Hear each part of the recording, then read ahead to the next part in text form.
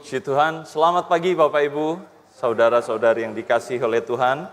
Kita bertemu di hari ini yang katanya 3 hari sebelum Imlek.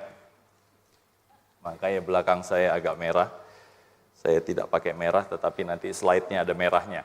Setidaknya ada nuansanya begitu ya. Saya mengerti ada perbedaan arti merah di dalam negara ini. Ada yang mengartikan itu berani untuk rekan-rekan yang merayakan tahun baru Tionghoa ya istilahnya ya, atau tahun baru Cina gitu. Itu adalah keberuntungan begitu ya. Benarkan kalau saya salah, koreksi. Merah itu artinya keberuntungan? Mungkin ya. Tetapi di dalam gereja, di dalam kekristenan, di dalam kehidupan kita sebagai pengikut Kristus, merah itu adalah darah yang menebus kita. Amin. Ya, jadi tidak ada yang salah dengan dekorasinya, ya, Anda tidak salah melihat. Ini adalah perayaan juga untuk apa yang Yesus sudah lakukan di dalam kehidupan kita. Amin. Ya, kita akan bicara hari ini melanjutkan tema apa yang kita sudah bicarakan dari awal bulan yang dimulai oleh Bapak Gembala. Kalau Bapak Ibu Saudara punya gadget, punya gawai di tangan Anda bisa masuk ke alamat web yang ada di depan, supaya kemudian Anda mengerti apa yang akan saya sampaikan. Ada beberapa ayat dan ada beberapa tautan atau link kepada video-video yang nanti saya akan tampilkan. Ya, video ini hanya untuk memberi gambaran bahwa pengetahuan itu adalah kunci. Ya, pengetahuan itu adalah kunci. Nah, sayangnya untuk beberapa orang kemudian hal ini tidak dimanfaatkan dengan baik. Khususnya oleh ahli-ahli Taurat yang Yesus tegur mereka di dalam Lukas pasal 11 ayat yang ke-52. Ya, kita bicara tentang kunci pengetahuan dari Lukas pasal 11 ayat yang ke-52. Lukas pasal 11 ayat yang ke-52. Demikian firman Tuhan. Celakalah kamu, hai ahli-ahli Taurat, sebab kamu telah mengambil kunci pengetahuan. Kamu sendiri tidak masuk ke dalamnya, dan orang yang berusaha untuk masuk ke dalam, kamu halang-halangi. Ya, secara cepat, ayat ini berbicara tentang bagaimana para ahli Taurat menurut Yesus mereka memahami sebenarnya. Mereka punya pengetahuan tentang kerajaan Allah. Mereka tahu pengetahuan tentang kebenaran Allah, tetapi melalui tindakan mereka, melalui apa yang keluar dari mulut mereka, kemudian malah itu menghalang-halangi orang untuk bisa mencapai Tuhan. Nah, ini tentu saja bukan sesuatu yang kita inginkan. Kita mengerti memang salah satu kunci untuk menjalani hidup dengan bijak, ya, kita sudah dengar ini dari awal tahun, kita ingin menjalani hidup ini dengan bijak, salah satu kuncinya adalah memiliki pengetahuan. Mengapa? Karena tanpa pengetahuan maka saudara tidak mungkin hidup dengan bijak. Anda akan sembarangan. Bahkan ada beberapa contoh konflik, kecelakaan, ya, kesesatan itu terjadi karena tanpa pengetahuan, tidak adanya pengetahuan. Jadi penting sekali untuk memiliki pengetahuan. Mungkin Bapak Ibu Saudara bisa berargumen, oh saya enggak tinggi pendidikannya tetapi saya bagus di dalam bisnis. Saya jualan berhasil, usaha saya maju, saya bisa membeli banyak hal. Saya pikir meskipun Bapak Ibu Saudara tidak mengikuti jenjang pendidikan formal, tetapi Anda memiliki pengetahuan untuk menjalankan bisnis Anda. Jadi kita nggak bisa bilang bahwa oh karena saya tidak sekolah kemudian saya tidak punya pengetahuan. Ya, banyak orang yang tidak menempuh jenjang pendidikan formal, tetapi mereka memiliki banyak pengetahuan yang cukup, bahkan lebih untuk membuat mereka berbeda dari orang yang lain. Anda pernah lihat ada toko berjejer semua jualannya sama? Pernah ya? Ya, misalnya Anda ke daerah Brebes atau misalnya di Tegal sini ada wah, jejer-jejer sama semua. Apa yang membedakan mereka? Pengetahuan mereka untuk mengolah, pengetahuan mereka untuk mempromosikan produk mereka. Itu yang membedakan. Kita nggak bisa bilang bahwa yang satu S1, yang satu SMA, yang satu SD, kemudian jualannya beda. Tetapi pengetahuan itu lebih dari sekedar pendidikan formal. Tetapi tanpa pengetahuan maka akan banyak hal yang bisa salah terjadi. Ada 3 konflik yang 3 hal yang terjadi kalau pengetahuan itu tidak adekuat. Ya. Adekuat ini artinya memadai. Ya. Kalau pengetahuan kita tidak memadai, maka bisa jadi yang terjadi yang pertama adalah konflik. Ya, konflik. Nah, saudara, Bapak Ibu Saudara, kalau kita melihat di dunia ini ada 1-2 tahun terakhir ya, 2-3 tahun terakhir, bahkan untuk di Indonesia itu sebenarnya sudah sejak lama ya, ada banyak kehebohan tentang hubungan antara Palestina dengan Israel. Dan konflik Palestina-Israel ini adalah sesuatu yang agak sensitif untuk dibicarakan di Indonesia. Dan menariknya, meskipun mereka ada puluhan atau ratusan atau ribuan kilometer dari kita, tetapi yang panas di sini gitu ya. Demo, lakukan banyak hal, gitu ya, saling membalas dan lain sebagainya. Tetapi saya percaya bahwa konflik itu terjadi sebenarnya karena kurangnya pengetahuan. Dan kemudian kita yang di sini juga mengalami konflik karena kita kurang pengetahuan tentang apa yang terjadi di sana. Ya, ada sebuah video yang dibuat oleh jurnalisme Indonesia. Ya, mereka pun bukan orang Kristen, saya percaya ya, namanya Narasi. Mungkin Bapak Ibu Saudara pernah dengar. Ya, bisa di setel video yang pertama tentang konflik Israel Palestina.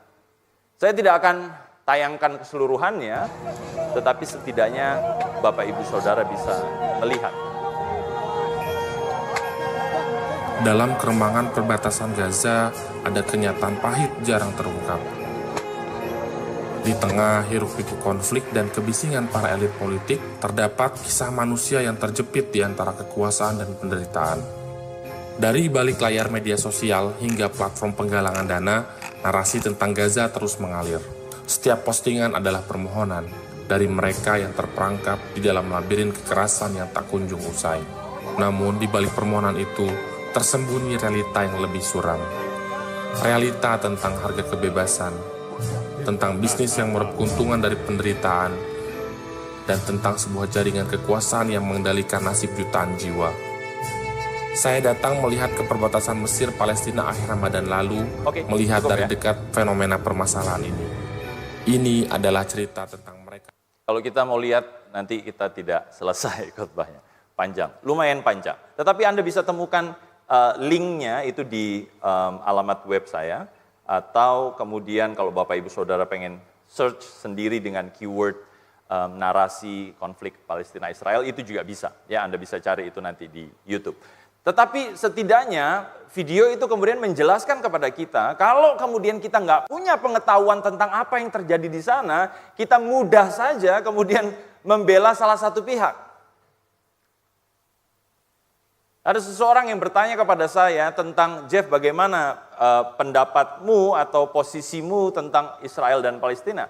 Buat saya nggak bisa bela dua-duanya karena yang dicederai sebenarnya adalah kemanusiaan. Bagaimana manusia jatuh ke dalam sebuah rangkaian, sebuah siklus saling menyakiti. Jadi kalau Bapak Ibu Saudara lihat video itu ada sebuah travel agent yang didanai oleh pemerintah, disupport, bukan didanai mungkin ya, mungkin disupport lebih tepatnya, karena agen pemerintah itu melindungi travel agent ini. Nah, travel agent ini memiliki kemampuan, ya sama seperti travel agent lain kan, memindahkan seseorang dari titik A ke titik B. Gitu. Dalam hal ini dari Gaza ke Mesir. Nah, sebelum perang terjadi, mereka itu hanya harus menghabiskan sekitar $300 Amerika Serikat untuk menyeberang. Tetapi setelah perang terjadi, tebak, harganya $5.000 Amerika Serikat. Dari 300. Jadi 5.000 itu untuk dewasa. Untuk anak-anak 2.500 US dollar. Jadi di balik konflik ini sebenarnya ada orang-orang yang kemudian taking profit. Bahkan kalau mungkin Anda dengar dari milisi-milisi yang berperang di sana juga sebenarnya mereka dapat profit dari peperangan ini. Makanya kemudian ada beberapa pihak yang memang nggak mau perang ini selesai. Karena kalau perangnya selesai, keuntungannya beres. Sama seperti tukang jualan sukanya, jualan tahu, jualan minuman, asongan itu sukanya kalau macet, ya kan? Kalau nggak macet, nggak jualan nih. Kalau Anda di Jakarta, Anda akan sering melihat itu. Saya di Tegal mungkin di daerah terminal gitu ya. Wah, kalau macet makin senang mereka, karena potensi jualan. Demikian juga karena perang ada orang-orang yang kemudian, nah ini pengetahuan yang kalau kita nggak miliki, kemudian akhirnya kita berantem untuk hal-hal yang sebenarnya nggak relevan. Kemudian hal yang berikutnya, pengetahuan yang tidak adekuat bisa menghasilkan kecelakaan. Ini karena kurangnya pengetahuan. Ada video berikut dari seorang pekerja listrik di Surabaya kalau saya tidak salah ya. Ini singkat sekali sih videonya, dari Jawa Timur. Ya, seorang pekerja listrik yang kemudian memperbaiki instalasi di sebuah rumah. Bisa ditayangkan mungkin? Seorang pekerja tewas tersengat aliran listrik saat memperbaiki instalasi listrik di sebuah toko kayu di Jalan Cipunegara, Surabaya, Jawa Timur. Surabaya. Kecelakaan kerja ini terjadi diduga karena korban tidak mengenakan pengaman kerja yang sesuai standar. Untuk kepentingan otopsi, jenazah korban dibawa ke rumah sakit. Oke. Kalau Bapak Ibu Saudara perhatikan, karena tidak memakai pengaman kerja yang memadai. Ya, pengetahuan Anda untuk menangani hal-hal yang seperti ini itu kan akan memengaruhi apakah Anda survive atau tidak, begitu kan? Bukan berarti Anda harus takut ya Bapak Ibu Saudara. Waduh, berarti nggak boleh nih. Setiap kali ada urusan listrik, ya kalau cuma jeglek gitu ya. Dan kemudian NCB-nya dinaikkan ya saudara, nggak perlu pakai pakaian lengkap, kemudian wah ini kita mau naikkan NCB nih. Yang nggak begitu juga. Itulah kenapa penting pengetahuan. Ada hal-hal yang bisa kita lakukan, ada hal-hal yang nggak bisa kita lakukan. Tanpa pengetahuan, maka kecelakaan bisa terjadi. Nah yang satu ini yang paling relevan dengan kita, tanpa pengetahuan yang adekuat, maka kesesatan bisa terjadi. Salah satu contohnya yang sampai sekarang juga kami ajarkan di sekolah Alkitab adalah tentang saksi Yehova. Ya, saya nggak tahu saudara pernah dengar atau tidak, dan ini jadi pengetahuan bersama bahwa mereka sudah masuk di Kota Tegal dari beberapa tahun yang lalu bahkan. Ya, dulu Badan Kerjasama Antar Gereja kemudian merekomendasikan bahwa mereka bukan kekristenan, mereka bukan gereja, karena gereja Kristen harusnya percaya Yesus Kristus adalah Tuhan. Amin. Jangan-jangan saksi Yehova nih. Enggak. Coba katakan ke sebelah kiri kanannya, saya percaya Tuhan Yesus Kristus.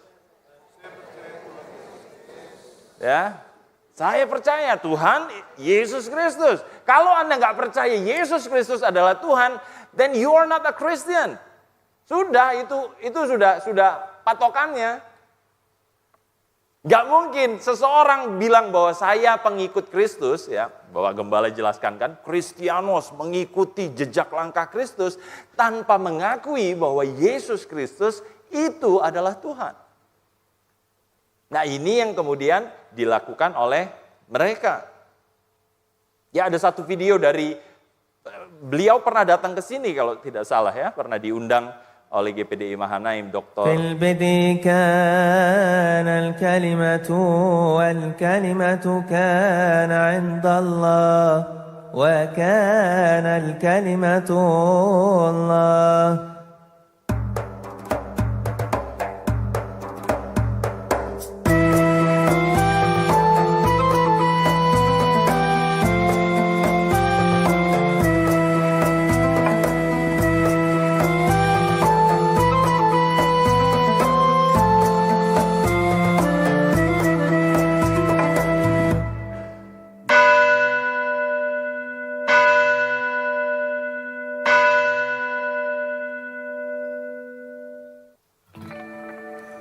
Shalom Hamasyah, salam Kristus. Sahabat Bambang Nursena Channel, sekarang ini saya berada di Kapel Saint Nicholas SMA di Saint Nicholas Tomohon. Terima kasih saudara-saudara telah setia selalu mendukung channel resmi saya. Kiranya dari kapel yang indah ini saudara-saudara bisa merasakan bahwa damai bersama adalah indah sebagaimana yang tercatat dalam firman Tuhan, Hineh matov umanaim sevet akim gam yakat. Alangkah baiknya dan alangkah indahnya apabila semua saudara-saudara hidup dalam rukun. Silahkan like, kasih komentar, dan subscribe bagi yang belum, demi perluasan kerajaan Tuhan di bumi ini. Cara dakwah dari kelompok heretik yang sering disebut orang dengan Jehovah Witnesses, saksi-saksi Yehova, khususnya di daerah Sawu Jajar, Malang. Mereka menyebarkan traktat, menjual buku, masuk di rumah-rumah muslim. Dan akhirnya teman-teman muslim itu melaporkan kekhawatiran yang ada di kalangan para pendeta, para hamba Tuhan, para pastor di Kota Malang adalah apabila teman-teman muslim ini tidak bisa membedakan saksi Yehova dan Kristen. Karena mereka sama-sama mengabarkan nama Yesus. Dan itu dipikirnya jadi orang Bapak Ibu Kristen. Saudara, nanti Anda kalau mau lihat ya linknya ada di alamat yang tadi saya berikan. Bapak Ibu Saudara, menariknya rekan-rekan saksi Yehova ini mereka mengaku mereka menyembah Allah yang benar, Yehova, atau yang beberapa orang sebut Yehua. Gitu ya. Dan kemudian berbeda dari pemikiran setidaknya saya dulu bahwa mereka ingin menginjili orang-orang Kristen dan Katolik. Sekarang di Malang mereka pergi juga ke rekan-rekan yang Muslim. Mereka masuk ke rumah-rumah mereka dan berusaha untuk memenangkan. Nah, ketakutannya adalah mereka mengaku sebagai pengikut Kristen. Pengikut Kristus, orang Kristen. Kan jadi ngeri lah, ini ada terjadi kristenisasi. Lah tapi kalau saksi Yehova bukan kristenisasi, karena secara pengajaran mereka bukan Kristen. Mereka tidak mengakui Tuhan Yesus Kristus. Gitu. Jadi karena pengetahuan yang tidak memadai, maka ini bisa terjadi. Dan kalau kemudian Anda didatangi oleh orang-orang yang seperti ini, biasanya mereka nggak mau kalau Anda membaca firman Tuhan sepenuhnya. Biasanya mereka hanya main satu ayat, lompat ke ayat lain, lompat ke ayat lain. Tapi kalau dibaca penuh mereka nggak mau tuh, bingung mereka. Ya. Saya sering ingatkan ya dari mimbar ini, kalau Anda membaca Alkitab, bacalah dalam konteksnya. Ayat itu nggak pernah berdiri sendiri. Dia selalu ada perikopnya, ada pasalnya, ada di mana kitab itu berada. Dan satu lagi, kalau Anda kedatangan orang-orang seperti ini, ajak mereka berdoa di dalam nama Tuhan Yesus Kristus. Saya jamin mereka nggak akan kembali lagi ke rumah Bapak Ibu Saudara. Ya, otherwise Anda boleh telepon ke gereja dan bilang ada seseorang dari saksi Yehova yang datang mendatangi rumah Anda. Ya, nanti kami akan berikan pedoman. Tetapi Bapak Ibu Saudara, Itulah kenapa kemudian kita harus punya pengetahuan yang menyeluruh terhadap suatu topik. Ya, kita juga demikian harus bisa menahan diri untuk kemudian tidak terjebak di dalam perdebatan. Saya selalu ingatkan bahkan kepada rekan-rekan di sekolah Alkitab, siswa-siswi di sana, bahwa perdebatan itu tidak pernah akan memenangkan orang. Karena tujuan dari perdebatan itu adalah menang atau kalah. Seseorang yang keluar dari debat itu hanya dua. Mereka merasa menang atau mereka merasa kalah. Sehingga tidak pernah ada kesadaran. Mereka nggak pernah tuh setelah debat kemudian, oh iya ya. Gitu. Ya. Yang bisa dimenangkan adalah orang-orang yang mau berdiskusi. Tentu saja tensi diskusi itu bisa panas sehingga menyerupai debat. Tetapi harusnya dalam kerangka diskusi. Saling menghormati, tidak ingin yang satu dijatuhkan. Nah, saya berharap sih jemaat Mahanaim, Anda semua bijak dalam hal ini. Ya, Anda memakai media sosial Anda bukan untuk kemudian berdebat untuk hal-hal yang bahkan tidak perlu. Kita didorong untuk melakukan sesuatu berdasarkan pengetahuan yang dimotivasi oleh kasih. Harusnya itu yang ada di dalam hati kita. Ketika seseorang itu kemudian udah nggak mau terima kita, ya harusnya kita berhenti dan bilang, saya mengasihi kamu, Tuhan Yesus mengasihi kamu, tetapi percakapan ini tidak akan pergi kemana-mana. Ya, tidak akan menghasilkan sesuatu yang baik. Jadi seperti di dalam Efesus 5 ayat 15, kan kita diingatkan untuk kita memperhatikan cara kita hidup. Nah ini juga salah satunya cara kita berbicara, secara langsung dan juga di dalam media sosial. Kalau Anda tidak menguasai sesuatu, tidak perlu kemudian lompat dan langsung pura-pura saya mau jadi Laskar Kristus, saya mau bela Tuhan Yesus Kristus. Anda akan dibantai di media sosial. Pasti, karena nggak ada orang yang mau kalah. Ya jadi tolong jemaat Mahanaim, jadilah bijak. Bijak dalam menjalani hidup, termasuk dalam media sosial Anda. Jadi di dalamnya kita perlu Bapak Ibu Saudara dalam memperlakukan pengetahuan itu, kita perlu tahu pengetahuan yang apa yang sebenarnya kita miliki, yang harus kita miliki. Dalam konteks kita bergereja, dalam konteks kita berjemaat, tentu saja pengetahuannya adalah pengetahuan firman Tuhan. Ini yang kemudian menjadi prioritas kita. Baik Anda mengetahui tentang luar angkasa, bagaimana planet-planet berputar. Baik untuk mengetahui ekonomi, bagaimana ada the law of diminishing return, dan lain sebagainya. Baik Anda mengetahui teknik, bagaimana gaya, beban, dan lain sebagainya, kekekalan energi. That's good. Tetapi ada yang satu prioritas bahwa saudara memiliki pengetahuan firman. Nah, orang-orang yang ada di sekitar kita itu membutuhkan pengetahuan firman. Nah, kita yang memiliki pengetahuan itu harusnya membuka jalan bagi mereka, bagi keluarga kita, bagi rekan-rekan kita, bagi mereka yang berjumpa dengan kita, ya itu bisa partner, bisnis, bisa pelanggan, bisa siapapun yang bertemu dengan kita, untuk kemudian mereka mengenal dan memahami kehendak Allah. Jadi setelah Anda punya pengetahuan firman di dalam dirimu, itu ditujukan untuk membuat orang lain mengenal dan memahami kehendak Allah. Jangan malahan karena kita punya pengetahuan, kemudian kita menghalangi mereka untuk mengenal Allah. Menghalangi dengan cara apa? Dengan yang tadi. Saudara berbicara seperti nampaknya saudara yang tahu semuanya, ya, maka orang-orang akan antipati dengan, oh begini ya pengikut Kristus ya, tidak ada kerendahan hatinya.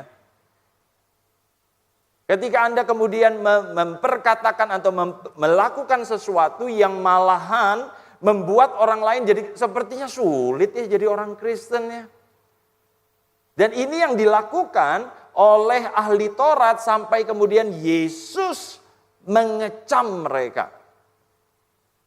Kenapa? Karena ahli Taurat ini menambahkan aturan dan peraturan yang tidak perlu. Ini membuat orang-orang kemudian merasa terbebani dan sulit untuk mendekat kepada Allah. Anda bisa baca itu di dalam Matius 23 ayat yang keempat. Itulah kenapa kemudian Yesus berkata, datanglah kepadaku engkau yang letih lesu dan berbeban berat. Konteksnya adalah karena masyarakat Israel di zaman itu, orang-orang Yahudi di zaman itu diberikan begitu banyak peraturan yang sebenarnya sudah tidak relevan lagi dengan alasan peraturan itu diberikan atau dikenakan. Nah, inilah yang kemudian harus kita sama-sama menyadari, mengintrospeksinya di dalam kehidupan kita. Sebagai pengikut Kristus, tentu saja Bapak Ibu Saudara, kita memahami bahwa kita ini, pengetahuan kita ya, kita ini sudah bebas dari penghukuman kekal. Ini sesuatu yang harusnya semua orang Kristen tahu. Bahwa saya dulunya harusnya dihukum, tetapi sekarang saya sudah dibebaskan dari penghukuman kekal. Saya memperoleh roh yang memberi hidup, yang memerdekakan dari hukum dosa dan hukum maut. Roma 8 ayat 1 sampai 2. Kalau Bapak Ibu Saudara sedang berjuang dengan hal ini di akhir-akhir ini, Anda merasa bersalah untuk satu hal atau ada hal-hal di masa lalu Anda yang terus menghantui Anda sampai sekarang, aduh saya dulu tuh bejat, aduh dulu saya tuh jahat, aduh dulu saya tuh nggak suka beribadah, apakah itu nanti mendatangkan konsekuensi kepada diri saya? Gitu. Baca Roma 8 ayat 1 sampai 2. Karena tidak ada lagi penghukuman bagi mereka yang percaya kepada Kristus. Tetapi pertanyaannya kan, is this too good to be true? Ini adalah istilah dalam bahasa Inggris untuk menyatakan pandangan skeptis terhadap sesuatu yang terlalu baik gitu. Ketika seseorang misalnya pedagang gitu ya, ada yang menaruh, oh Pak ini komputer terbaru paling cepat, saya kasih bonus ya Pak, ini ada ini, saya kasih bonus printer, saya kasih, kok kelihatannya terlalu baik ya, ada apa nih di laptopnya nih gitu. Kan saudara mulai curiga ya, ketika seseorang kemudian jadi terlalu baik untuk memberikan kepada, misalnya saudara pergi ke sebuah toko gitu ya, saudara beli minuman harga 5.000 gitu ya. Tetapi oh ya, nih Pak ada bonusnya, ada bonus ini, dapat nih kantong belanja bisa dipakai lagi. Wah harganya ya udah lebih dari 5.000. Wah ada apa nih? Too good to be true, terlalu baik kelihatannya gitu. Kadang-kadang kalau ada sesuatu yang mencurigakan atau terlalu baik, itu kemudian kita jadi skeptis. Jadi ragu-ragu, benar nggak sih ini terjadi? Itu sesuatu yang wajar Bapak Ibu Saudara, dan itu sesuatu yang baik sebenarnya. Ya, karena kalau saudara kemudian dapat SMS, dapat WhatsApp, dapat email dari seseorang yang bilang, aduh saya punya tabungan $1 juta, tapi Anda mesti transfer dulu 30 juta ke saya. That's a scam. Ya. Itu too good to be true. Anda dapat $1 juta hanya dengan membayar 30 juta rupiah, itu bohong. Pasti bohong. Ya, tetapi sayangnya banyak orang yang masih kena kan. Gitu. Dengan kebohongan-kebohongan gitu. Sesuatu yang terlalu baik saudara harus 2 kali berpikir. 3 kali, 4 kali bahkan. Gitu ya, untuk memastikan Anda tidak tertipu. Tetapi ini juga takutnya yang terjadi kepada orang Kristen. Mereka melihat, loh Tuhan kok baik banget ya. Aku di dosa loh, aku di jahat loh, kok diampuni ya?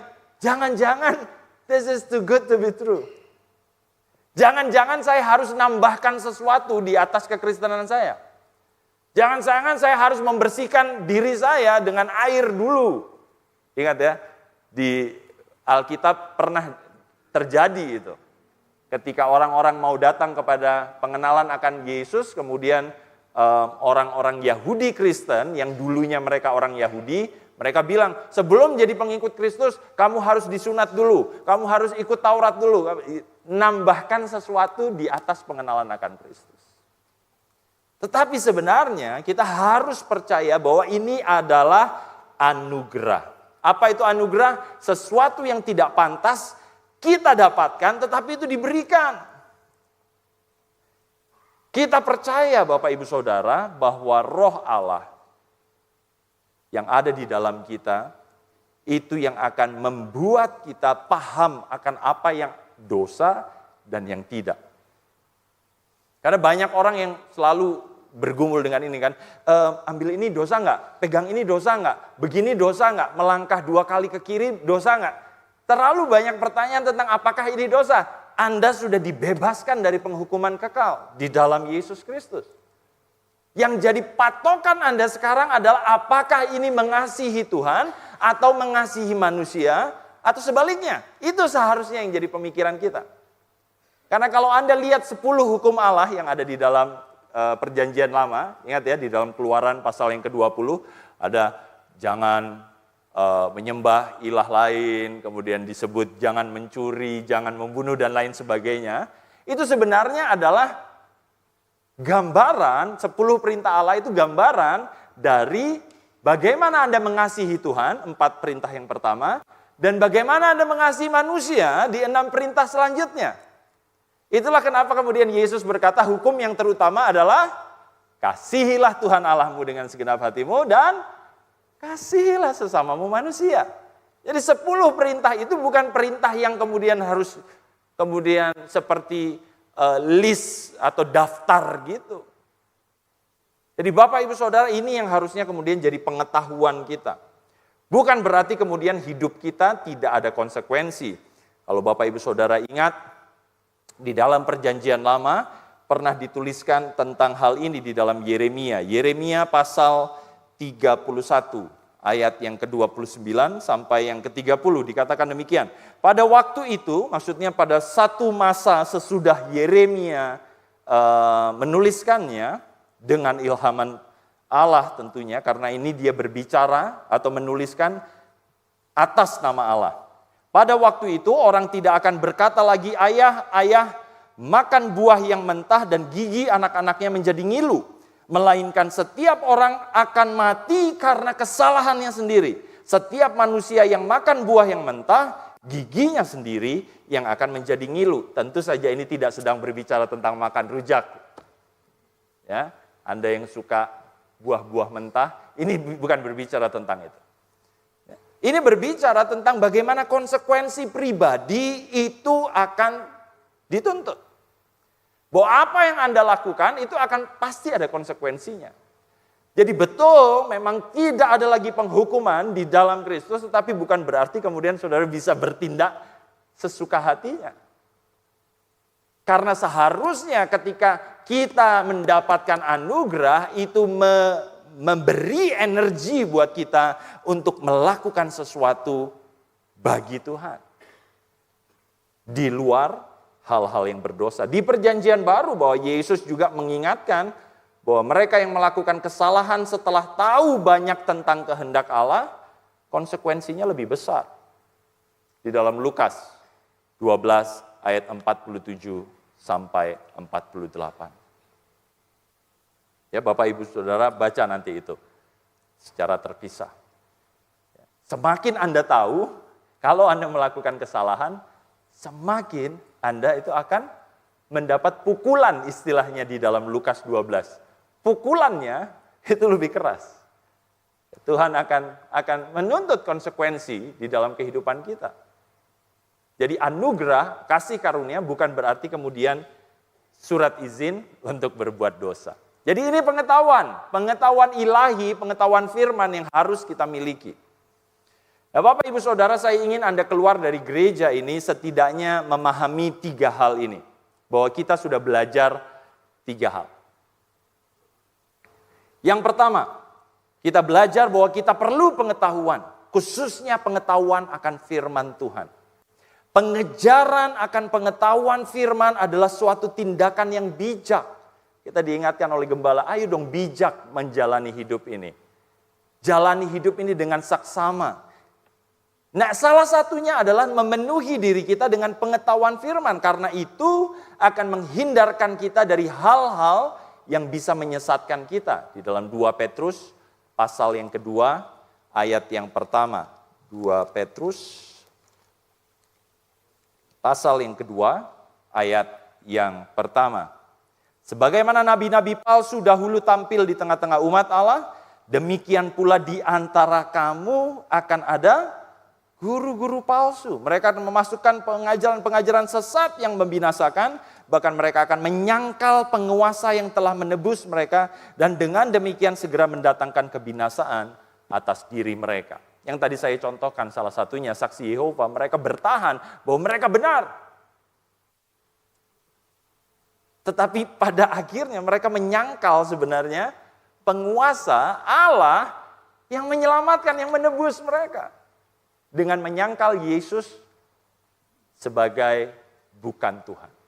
Akan ada banyak lagi pengajaran-pengajaran lain yang bisa menyesatkan kita, Bapak Ibu Saudara. Itulah kenapa kita butuh pengetahuan firman. Itulah kenapa kita perlu merajinkan diri kita untuk mendengarkan firman Tuhan di ibadah-ibadah raya, di jam-jam doa, di persekutuan-persekutuan kita. Ada kemah, ada ibadah wadah, ada banyak hal lagi.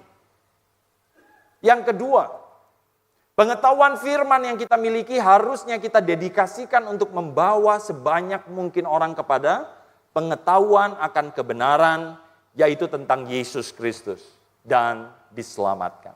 Jadi pengetahuan ini bukan untuk membuat kita kemudian holier than thou, menjadi lebih suci dari orang-orang di sekitar kita. Bukan, itu bukan tujuan kita. Tujuan kita bukan menjadi Santo Jeff Minandar. Nah, itu bukan tujuan orang Kristen. Anda dianggap sebagai orang suci, itu bukan tujuan kita. Tujuan kita adalah membawa sebanyak orang mengenal Yesus dan diselamatkan. 1 Timotius pasal yang kedua ayat yang ketiga. 1 Timotius pasal yang kedua ayat yang ketiga. Inilah yang itulah yang baik dan yang berkenan. Itulah yang baik dan yang berkenan kepada Allah Juru Selamat kita. Ayat 4. Yang menghendaki supaya semua orang diselamatkan dan memperoleh pengetahuan akan kebenaran. Jadi Bapak Ibu Saudara datang ke GPDI Mahanaim bukan supaya kemudian kita dilihat sebagai orang yang rajin ya ke gereja. No. Ini tujuan akhirnya. Anda diselamatkan, tetapi orang lain yang Anda temui setelah Anda datang dari gereja ini juga diselamatkan. Anda mau keluarga Anda diselamatkan, amin? Ya, Anda mau rekan-rekan Anda diselamatkan. Anda mau setiap orang yang bertemu Anda diselamatkan. Kenapa? Karena pengetahuan itu bukan hanya untuk membuat Anda terlihat seperti orang Kristen yang baik, tetapi untuk menyelamatkan orang lain. Yang ketiga yang kita belajar dari apa yang kita dengar hari ini. Saat kita tahu tentang anugerah Allah yang melimpah, maka itu bukan membawa kita hidup bebas. Hidup bebas di dalam Kristus itu bukan berarti kemudian kita memuaskan segala sesuatu yang kita inginkan. Tetapi hidup bebas di dalam Kristus adalah untuk kita memahami bahwa ada hal-hal yang perlu kita jaga di dalam diri kita supaya kita tidak jatuh dalam dosa. Seorang yang bijak dalam menghadapi, dalam menjalani hidupnya adalah orang-orang yang menghindari dosa. Ayat yang terakhir, 4 ayat terakhir. Roma 6 ayat 14 sampai 18. 15, 16, 17. 5 ayat terakhir. Dikatakan demikian, sebab dosa tidak akan berkuasa lagi atas kamu. Karena kamu tidak berada di bawah hukum Taurat, tetapi di bawah anugerah. Kita tahu ini, wah Tuhan terima kasih anugerah melimpah. Jadi bagaimana, apakah kita akan berbuat dosa karena kita tidak berada di bawah hukum Taurat, tetapi di bawah anugerah? Sekali-kali tidak. Apakah kamu tidak tahu bahwa apabila kamu menyerahkan dirimu kepada seseorang sebagai hamba untuk menaatinya, kamu adalah hamba orang itu yang harus kamu taati. Kita menyerahkan diri kita kepada Yesus. Entah itu dosa yang memimpin kamu kepada kematian, entah itu ketaatan yang memimpin kamu kepada kebenaran. Namun syukur kepada Allah, dahulu memang kamu hamba dosa, tetapi sekarang kamu dengan segenap hati telah menaati pengajaran yang telah diteruskan kepadamu. Kamu telah dimerdekakan dari dosa dan menjadi hamba kebenaran. Amin. Ini kunci pengetahuan Bapak Ibu Saudara. Bukan supaya kita kemudian jadi nampak Kristen yang luar biasa. Tetapi untuk kemudian kita menjadi hamba dari kebenaran ilahi. Saya harap keluar dari tempat ini Bapak Ibu Saudara, pengetahuan itu tidak berhenti di diri Anda. Tetapi karena Anda bijak untuk menjalani waktu, Bapak Ibu Saudara Anda pakai pengetahuan itu untuk orang lain juga mengenal Yesus Kristus yang membawa kepada keselamatan.